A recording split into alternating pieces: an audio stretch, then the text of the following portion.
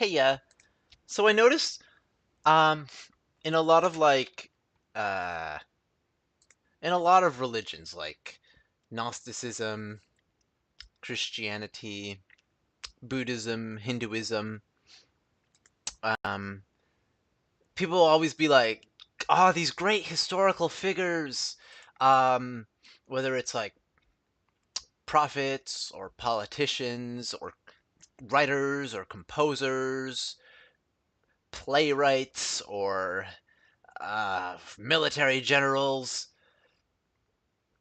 The religion, like the priests or your parents, at least my parents, are like, yeah, these people were from our religion, and aren't they great? And then you find like one of two things: either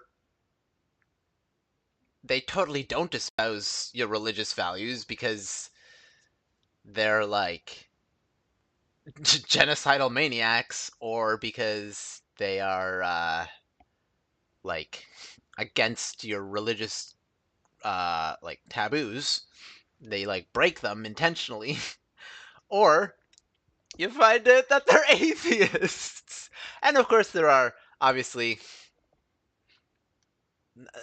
this is not for all people. This is like obviously most people, when someone says, "Yeah, they're from this religion," then yeah, they are.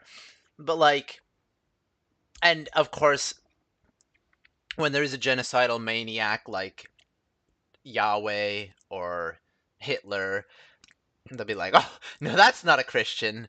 Um, Definitely wasn't, or they'll be like, "What Canaanite genocide? What Egyptian genocide? What do you? Don't question the will of God," or like that never happened, or or Hitler wasn't a Christian, like stuff like that. So but then they'll be like, "Oh, but the founding founders, they were Christian," or like, "Oh, but Shakespeare, he was for chastity," or or like the Vedas is like, he definitely not agnostic, or what do you? Agnostic is just weak atheism, which basically means not sure whether God exists or not, and so you're like, "Yeah, I'm not sure." And like, I guess you can still take Pascal's wager, and so I guess there are agnostics who can be religious, and I guess there are atheists who can be religious.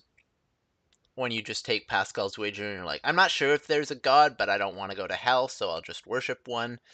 Um, and then there's like hard atheism where you're like, "Well, I'm pretty sure this God doesn't exist, otherwise we wouldn't have disease and predation and war and all these preventable illnesses and famines and all these crimes against humanity. The very worst things that people go to jail to, all preventable. An omnipotent God that's benevolent towards humanity would have foreseen it and prevented it. Or at least when his believers are like, "Help me, God. I don't want to be raped. I don't want to be murdered.